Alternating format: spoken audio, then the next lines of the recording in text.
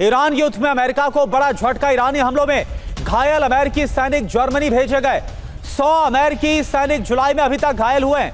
Pentagon का दावा, गंभीर सैनिकों का इलाज जारी है। तो आप देखिए, इससे पहले 3 अमेरिकी सैनिकों के मारे जाने की खबर आई थी और अभी यह खबर है कि अकेले जुलाई महीने में 100 अमेरिकी सैनिक घायल हुए हैं, जिन्हें इलाज के लिए जर्मनी भेजा गया है और कुछ की हालत तो काफी ज्यादा गंभीर है।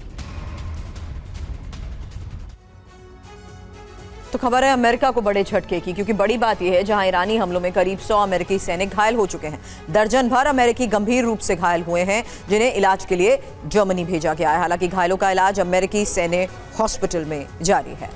बिल्कुल, जुलाई में अमेरिकी ठिकानों पर हमलों का असर बढ़ गया है। 5 सवाल क्या आप देखिए, अभी तक अमेरिका को कितना बड़ा नुकसान हुआ, दूसरा कितने अमेरिकी सैनिक गंभीर तौर पर घायल हुए, घायल हुए सैनिकों को जर्मनी ही क्यों भेजा गया, और सवाल यह भी कि क्या अमेरिकी सैन्य ठिकाने अब भी निशाने पर, और क्या पश्चिम एशिया में सबसे बड़ा संघर्ष अब भड़कने वाला है। मनीष हमारे साथ जुड़े।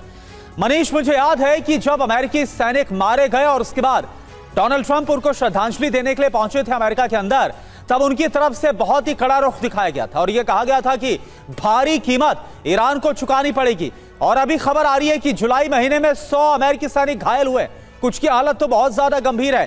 क्या अमेरिका इस युद्ध को और भी ज्यादा विध्वंसक कर सकता है, और भी ज्यादा बड़े हमलों को अंजाम दे सकता है, वो जो कीमत चुकाने वाली बात कही गई थी?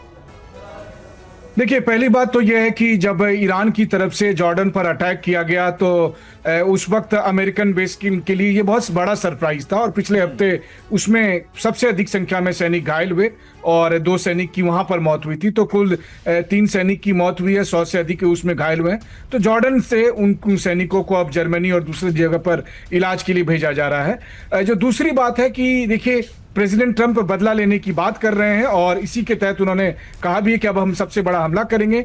लेकिन देखा जाए तो ईरानी हमलों की वजह से पॉलिटिकली ट्रंप को एक फायदा ये हुआ कि आज की तारीख में आप देखिए तो अमेरिका में अब वैसी खिलाफत नहीं हो रही है ट्रंप की इस युद्ध को लेकर, जो मार्च के महीने में हमें देखने को मिल रही थी। अब उन्हें लग रहा है कि हाँ, अमेरिका का ये युद्ध वाजिब है। जो तीसरी सबसे बड़ी बात है वो ये कि अभी अभी ट्रंप ने कुछ घंटे पहले कहा कि अगर अब हॉर्मुज में किसी जहाज पर ईरान अटैक करेगा तो बदले में हम ईरान की जो संपत्ति हमने जब्त करके रखी है हम उसका इस्तेमाल करेंगे कंपनसेट करने के लिए।